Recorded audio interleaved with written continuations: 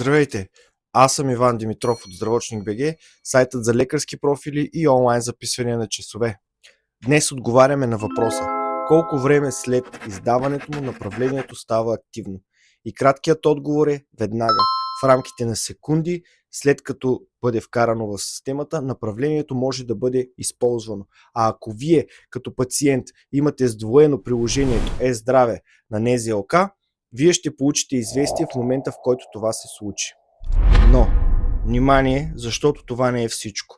Касата следи кога и къде се издават направленията, но и кога и къде се използват те. И ако едно направление се издаде във Варна сега и се използва в София след 10 минути, това е сигнал за нарушение. Означава, че общо практикуващият лекар не е направил преглед за издаване на направлението и това е нарушение. Общо практикуващият лекар подлежи на санкция.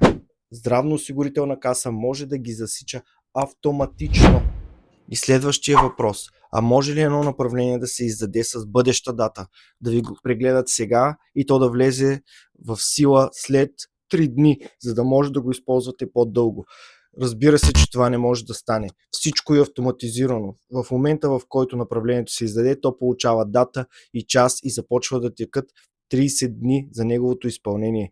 Така че това е невъзможно.